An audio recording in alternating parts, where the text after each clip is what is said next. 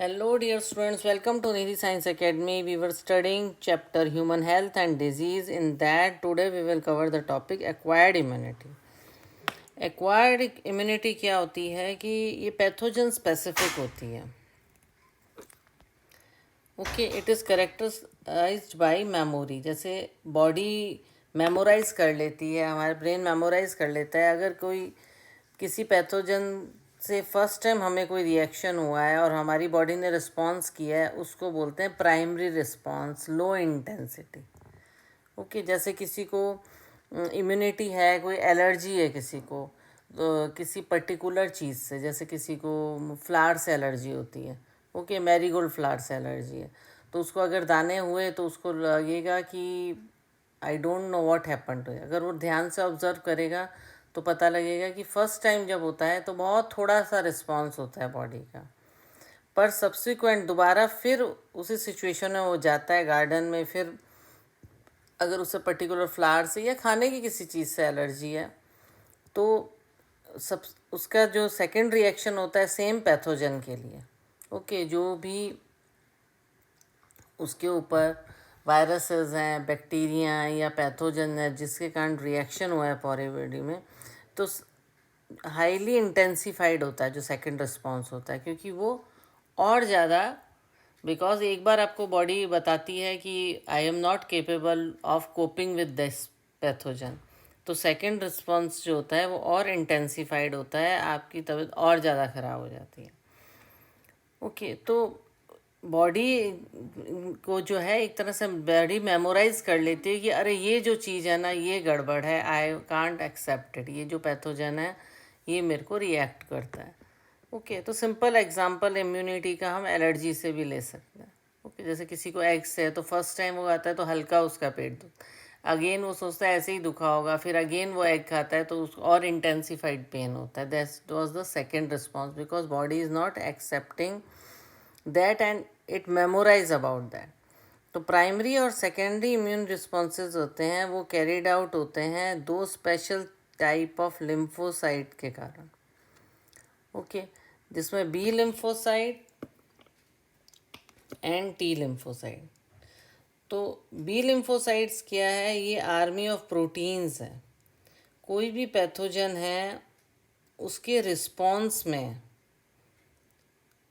Okay, it is an army of protein in response to pathogens into our blood to fight with them. Okay, जो protein है वो blood में release होता है. Okay, जैसे ही कोई भी पैथोजन का रिएक्शन होता है, मेन कौन करता है protein release? B lymphocytes. B lymphocyte releases protein in the blood in response to जो भी पैथोजन है उसके रिस्पॉन्स में. और ये जो प्रोटीन है इसको हम बोलते हैं एंटीबॉडीज. दीज आर नोन, इसी को एंटीबॉडीज बोलते हैं. किसी भी पैथोजन को या कोई भी रिएक्शन है जिसको बॉडी एक्सेप्ट नहीं कर रही है, उसके बदले में बी लिम्फोसाइट क्या रिलीज़ करते हैं? प्रोटीन रिलीज़ करता है उनसे लड़ने के लिए, उसको बोलते हैं एंटीबॉडीज़. ओके, जैसे हमें फीवर होता है तो क्या होता है, तो तुरंत एंटीबॉडी रिलीज़ होती हैं जिससे कि वो फीवर से कोप अप कर सकें. ओके, या कोई भी आपको बीमारी हुई है तो बॉडी पहले खुद फाइट करती है, जब नहीं फाइट कर पाती तो then we take antibiotics to recover it और medicines. Okay, each antibody molecule की 4 पेप्टाइड चेन होते हैं. ओके, और 2 चीज़ें बताई हैं इसमें, बी लिम्फोसाइट और टी लिम्फोसाइट. टी सेल्स जो हैं खुद नहीं एंटीबॉडीज़ प्रोड्यूस करते हैं, they help the B lymphocyte.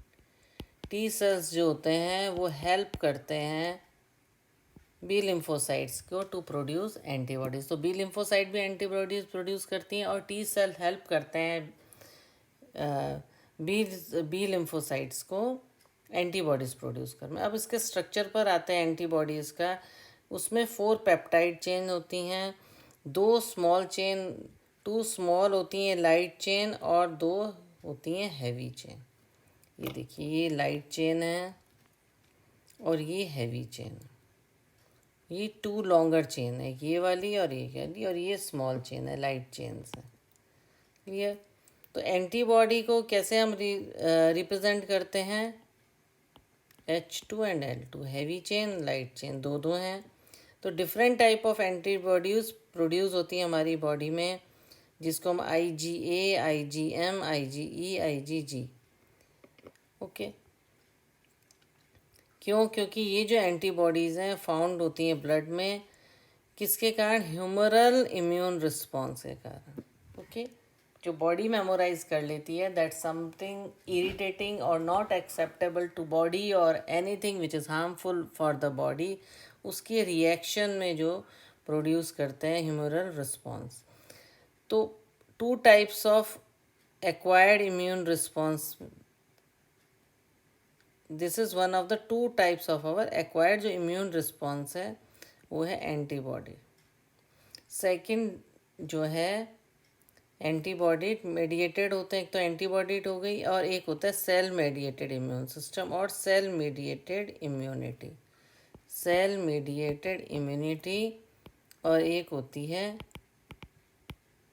Antibody और एंटीबॉडी मेडिएटेड इम्यूनिटी, दूसरी होती है सेल मेडिएटेड इम्यूनिटी। ओके, तो टी लिम्फोसाइट जो हैं मेडिएट करते हैं सेल मेडिएटेड इम्यूनिटी। ओके, ये कौन होता है? T lymphocyte.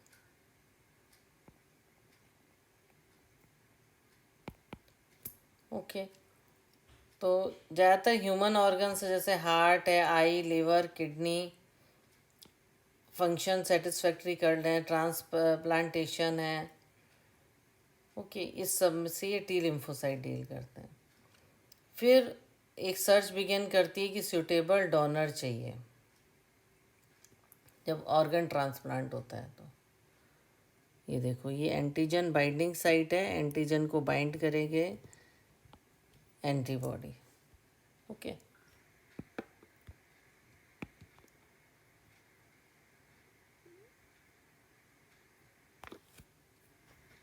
तो एक्टिव और पैसिव इम्यूनिटी भी होती है।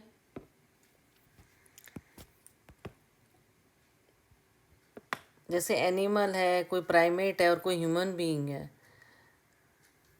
ओके, उससे हम नहीं ट्रांसप्लांट कर सकते क्योंकि वो जो ग्राफ्ट्स हैं तुरंत रिजेक्ट हो जाएंगे, क्योंकि टिश्यू मैचिंग होनी चाहिए। भाई हम वी कैन से दैट कि हम ऑर्गन किसी और एनिमल से भी ले सकते हैं ना, it can't be done. Tissue match करना चाहिए, ब्लड ग्रुप मैच करना चाहिए, ये सब एसेंशियल है ग्राफ्टिंग के लिए, ट्रांसप्लांट के लिए। और साथ में इम्यूनो सप्रेसेंट भी दिए जाते हैं, तब बॉडी कोपअप कर पाती है। और क्योंकि बॉडी हमेशा डिफ्रेंशिएट कर पाती है सेल्फ और नॉन सेल्फ में, कि मेरा ऑर्गन है कि नहीं है। ओके, तो सेल मेडिएटेड इम्यून रिस्पॉन्स सबसे ज़्यादा रिस्पॉन्सिबल होता है ग्राफ्ट रिजेक्शन के लिए, क्योंकि ऑर्गन ट्रांसप्लांट किया है, बॉडी एक्सेप्ट नहीं कर पा रही, तो सेल मेडिएटेड इम्यून रिस्पॉन्स बता देता है this is not your body part. तो इसीलिए जब ट्रांसप्लांट होता है तो ब्लड ग्रुप, टिश्यू मैचिंग सब किया जाता है। Then active and passive unity, passive immunity, अगर होस्ट किसी एंटीजन से एक्सपोज होता है, ओके, तो चाहे लिविंग माइक्रोब्स है या नॉन लिविंग है, डेड माइक्रोब्स हैं, कोई प्रोटीन है, तो तुरंत एंटीबॉडीज़ प्रोड्यूस होने लग जाती हैं बॉडी में। This is known as active immunity. और पर एक्टिव इम्यूनिटी क्या होती है? स्लो होती है और इट टेक्स टाइम लगता है इसके पूरे रिस्पॉन्स में। ओके, इसी कारण किसी किसी चीज़ में क्या होता है, माइक्रोब्स को इम्यूनाइजेशन में डाल दिया जाता है। Okay, injecting the microbes deliberately during immunization और infectious organism access into body during natural infection, तो उससे इम्यूनाइजेशन से एक्टिव इम्यूनिटी हो जाती। ओके, छोटे बच्चों के इम्यूनाइजेशन कार्ड आते हैं तो बहुत सारे बैक्टीरियाज और डिजीज़ के लिए इम्यूनिटी डेवलप की जाती है, जिससे कि उसकी जो इम्यून रिस्पॉन्स हो एक्टिव हो। जब भी कोई कॉमन जो है बीमारी या यू कैन से एलर्जी या कोई एंटीजन से या माइक्रोब से इन्फेक्शन होने का खतरा होता है तो रेडीमेड एंटीबॉडीज़ भी डायरेक्टली दी जाती हैं against foreign agent. Readymade antibodies जैसे किसी को ज़बरदस्त रिएक्शन हो गया, कुछ सूट नहीं किया, कोई हाईली एलर्जिक हो गया, कुछ इस तरह से हुआ, किसी माइक्रोब्स के कारण कोई स्किन इन्फेक्शन हो गया और कोई तबीयत ख़राब हो गई, ओके, किसी भी चीज़ के इन्फेक्शन से, तो पैसिव इम्यूनिटी में क्या करते हैं, इंड्यूस कर देते हैं। कैसे? एंटीबॉडीज़ को डायरेक्टली दिया जाता है, रेडीमेड एंटीबॉडीज़ दी जाती हैं, ये फ़र्क है। उसमें नेचुरल होती हैं, इसमें रेडीमेड एंटीबॉडीज़ होती हैं पैसिव इम्यूनिटी में। अब क्या आपको पता है मदर का जो मिल्क है वो क्यों ज़रूरी है न्यूबॉर्न इन्फेक्ट के लिए? क्योंकि ये पीले कलर का बहुत थिक होता है कोलेस्ट्रॉम, जो कि मदर की बॉडी से सिक्रीट होता है during initial day of lactation. Okay, इसमें एबेंडेंट एंटीबॉडीज़ होती हैं, बहुत ज़्यादा एंटीबॉडीज़ होती हैं मदर मिल्क में। बहुत गाढ़ा ये मिल्क होता है, इसको कोलेस्ट्रॉम बोलते हैं, जो कि प्रोटेक्ट करता है इन्फेंट को बहुत डिजीज़ से। ओके, और फीटस भी एंटी मदर से ही एंटीबॉडीज़ लेके डेवलप होता है प्लेसेंटा के थ्रू प्रेगनेंसी में, और बाद में मिल्क के थ्रू उसको एंटीबॉडीज़ मिलती हैं। तो ये सब एग्जांपल है पैसिव इम्यूनिटी के, these are readymade antibodies. Okay, फिर ये होता है एक्टिव, जैसे वैक्सीनेशन और इम्यूनाइजेशन करते हैं। ओके, तो प्रिंसिपल ऑफ इम्यूनाइजेशन और वैक्सीन क्या है? प्रॉपर्टी ऑफ मेमोरी है इसमें। वैक्सीनेशन में प्रिपरेशन ऑफ एंटीजेनिक प्रॉपर्टी या पैथोजन, इनएक्टिवेटेड या वीक जो पैथोजन है वो बॉडी में इंट्रोड्यूस कर दिए जाते हैं, और फ्यूचर में जब भी कोई इन्फेक्शन होता है तो बॉडी मेमोराइज कर लेती है पर्टिकुलर एंटीजन को, और एंटीबॉडीज़ रिएक्ट करती हैं, ओके, और न्यूट्रलाइज कर लेती हैं पैथोजेनिक इन्फेक्शन को जब एक्चुअल में इन्फेक्शन होता है। जब इम्यूनिटी देते हैं, छोटे बच्चों का इम्यूनाइजेशन करते हैं, तब उन्हें कोई बीमारी नहीं होती, पर जब बड़े होके जैसे जैसे वो बाहर के इन्वायरमेंट में जाते हैं और तरह तरह के पैथोजन से उनका इन्फेक्शन होने का खतरा रहता है, तो ये अपने आप जो है एंटीबॉडीज़ डेवलप हो जाती हैं इन वैक्सीन के कारण। तो और वैक्सीन्स ये हैं जनरेट कर लेती हैं मेमोरी बी और टी सेल्स में, और वो रिकॉग्नाइज कर लेते हैं पैथोजेंस को जैसे ही उनका एक्सपोजर होता है, ओके, और तुरंत वो मासिव प्रोडक्शन करते हैं एंटीबॉडीज़ का, और तुरंत जो है प्रोटेक्शन हो जाता है। अगर कोई इन्फेक्टेड पर्सन है, उसमें डेडली माइक्रोब है, जैसे quick immune response is required होता है टेटनस में, तो उसमें हम पैसिवली चलते हैं, हम डायरेक्ट इंजेक्ट कर देते हैं एंटीबॉडीज़, ओके, एंटीटॉक्सिन प्रिपरेशन होती है एंटीबॉडीज़ की।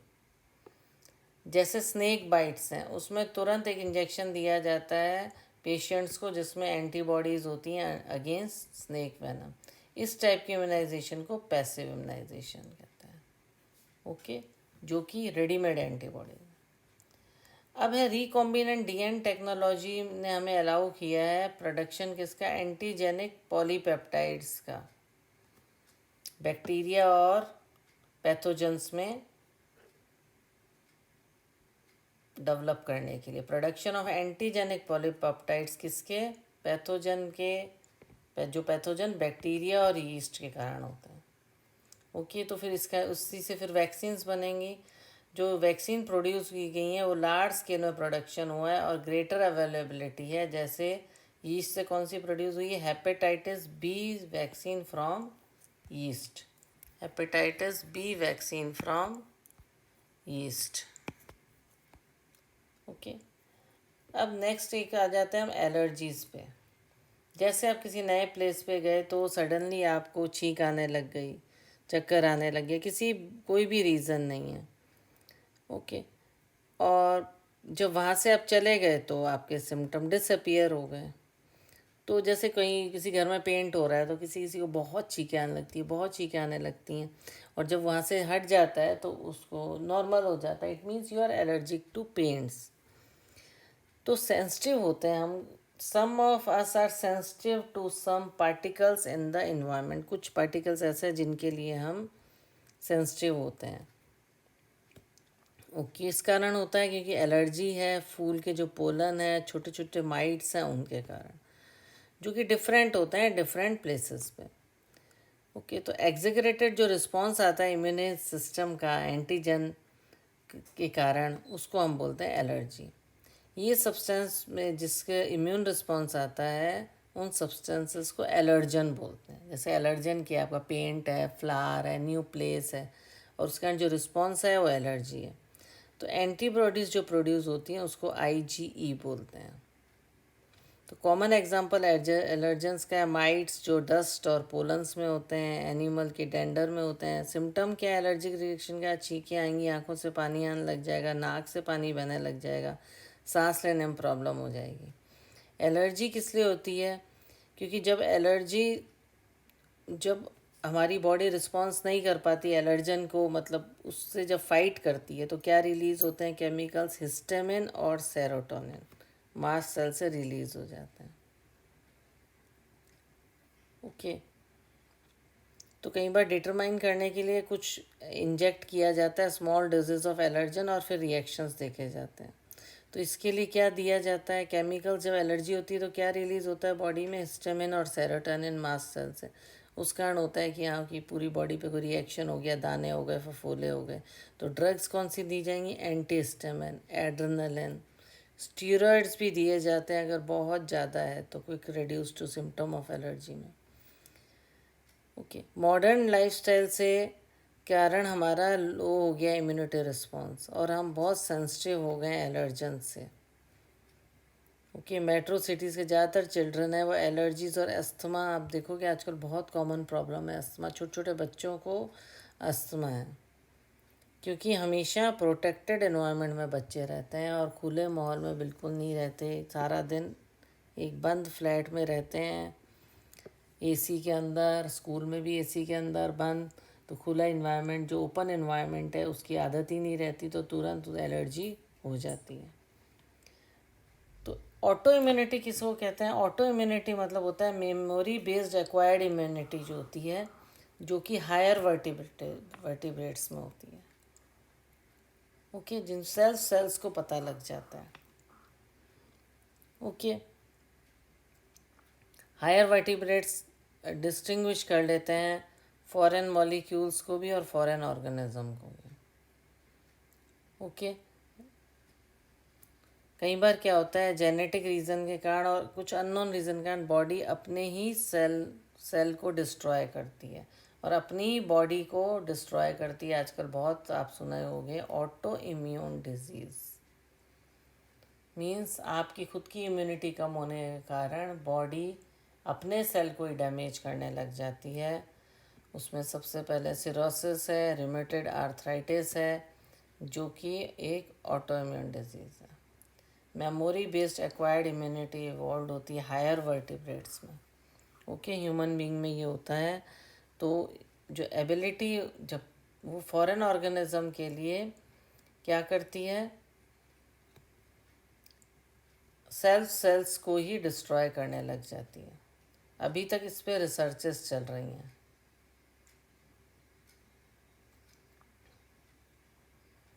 ड्यू टू जेनेटिक और अदर अननोन रीज़न बॉडी अपने ही सेल्स पे अटैक करने लग जाती है, इस कारण बॉडी में डैमेज हो जाती है। इसको ऑटो इम्यून डिजीज़ कहते हैं। ओके, मेमोरी बेस्ड इम्यूनिटी क्या होती है? इसमें हायर वर्टिब्रेट्स की एबिलिटी होती है डिफ्रेंशिएट करते हैं फॉरेन ऑर्गेनिज्म को, एग्जाम्पल पैथोजन में और सेल में, कि पैथोजन को अटैक करना है कि सेल को अटैक करना है। तो उसके रिस्पॉन्स में वो अपने ही सेल को डिस्ट्रॉय करने लग जाता है। ओके, तो इम्यून सिस्टम क्या है बॉडी का? ह्यूमन इम्यून सिस्टम जो है वो किसका बना हुआ है? Consist of lymphoid organs, tissue, cells and soluble molecules like antibodies.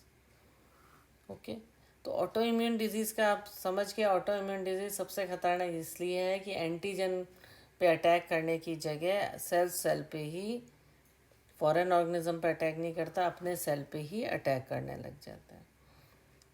Okay, तो ह्यूमन अब इम्यून सिस्टम जो हमारी बॉडी में लिम्फॉइड ऑर्गन, टिश्यूज, सेल्स और सॉल्यूबल मॉलिक्यूल्स, एंटीबॉडीज़ का बना हुआ है। इम्यून जो सिस्टम है यूनिक है, और ये रिकॉग्नाइज करता है फॉरेन एंटीजन को और रिस्पॉन्स देता है। तो immune system play important role in allergic reaction, immune diseases and organ transplantation. Okay, lymphoid organs जो होते हैं ये वो ऑर्गन होते हैं जहाँ पे ओरिजिन और मैच्योरेशन है या उसका आगे प्रोलिफरेशन है लिम्फोसाइट्स का अकर होता है, वो लिम्फॉइड ऑर्गन होते हैं। प्राइमरी लिम्फॉइड ऑर्गन्स कौन से हैं? बोन मैरो और थाइमस। ओके, यहाँ पे ये डेवलप होते हैं lymphocytes. Okay, antigen into antigen sensitive lymphocyte. Mature होने के बाद लिम्फोसाइट कहाँ माइग्रेट होते हैं? सेकेंडरी लिम्फॉइड ऑर्गन में, जैसे स्प्लीन में, लिम्फ नोड्स में, टॉन्सिल्स में, स्मॉल इंटेस्टाइन के पियर्स पैचेस में और अपेंडिक्स में डेवलप होते हैं। ओके, तो सेकेंडरी लिम्फॉइड ऑर्गन प्रोवाइड करते हैं साइट्स की फॉर इंटरेक्शन ऑफ लिम्फोसाइट, जिससे इंटरेक्ट कर सके एंटीजन से। ओके, तो ये लिम्फॉइड ऑर्गन कौन कौन से हैं? लिम्फ नोड्स हैं, ये थाइमस है और ये लिम्फेटिक वेसल है। तो बोन मैरो क्या है? वो मेन लिम्फॉइड ऑर्गन है जहाँ पे जितने ब्लड सेल हैं इंक्लूड लिम्फोसाइट भी प्रोड्यूस होते हैं। थाइमस जो है लोब्ड ऑर्गन है, ये हार्ट के पास में होता है और ब्रेस्ट की जो बोन होती है उसके नीचे होता है। थाइमस जो होता है वो लार्ज होता है बर्थ के टाइम में, पर धीरे धीरे रिड्यूस हो जाता है एज के साथ और पबर्टी तक आते आते बहुत स्मॉल साइज हो जाता है। तो बोन मैरो और थाइमस जो हैं वो माइक्रो एनवायरनमेंट डेवलप करते हैं टी लिम्फोसाइट के लिए। स्प्लीन जो है वो लार्ज बीन शेप्ड ऑर्गन है और मेनली इसमें लिम्फोसाइट्स और फैगोसाइट्स होते हैं। ये फिल्टर करते हैं ब्लड को और ट्रैप कर लेते हैं ब्लड बॉर्न माइक्रो ऑर्गेनिज्म को। और स्प्लीन में बहुत सारे इरिथ्रोसाइट्स होते हैं। लिम्फ की जो नोड्स होती हैं बहुत स्मॉल सॉलिड स्ट्रक्चर होते हैं और ये डिफरेंट पॉइंट्स पे, ये लिम्फ नोड्स है ना, ये लोकेटेड होती हैं जगह जगह पे लिम्फेटिक सिस्टम में। तो लिम्फ नोड्स सर्व करती हैं, ट्रैप करती हैं माइक्रो ऑर्गेनिज्म को और एंटीजन्स को। ओके, एंटीजन ट्रैप हो जाते हैं लिम्फ नोड्स, जो responsive trapped in lymph nodes, और ये रिस्पॉन्सिबल होते हैं एक्टिवेशन ऑफ लिम्फोसाइट्स के। जो क्योंकि एंटीजन लिम्फ नोड्स में ट्रैप हो जाएंगे तो बॉडी तुरंत एंटीबॉडीज़ रिलीज़ करेगी। ओके, तो एक्टिवेशन हो जाता है लिम्फोसाइट्स का और it causes the immune system to response, फिर इम्यून सिस्टम रिस्पॉन्स करते हैं। तो लिम्फॉइड टिश्यू जो होते हैं ये लोकेटेड होते हैं लाइनिंग में मेजर ट्रैक्ट्स की, रेस्पिरेटरी, डाइजेस्टिव और यूरोजेनाइटल ट्रैक्ट्स में ये लिम्फॉइड टिश्यूज़ होते हैं। इनको बोलते हैं mucosa associated lymphoid tissue. Mucosa associated lymphoid tissue, ये याद कीजिए, mucosa associated lymphoid tissue. Okay, तो ये टॉपिक था आज का। आगे हम इसमें एड्स के बारे में पढ़ेंगे। It is a separate topic, इसको हम कल करते हैं। तो आज जो मैंने पढ़ाया आपको बहुत क्लियर हो गया होगा और if you are liking it, आपको पसंद आ रहा है तो please like, share and subscribe my channel and comment also. Okay, thank you.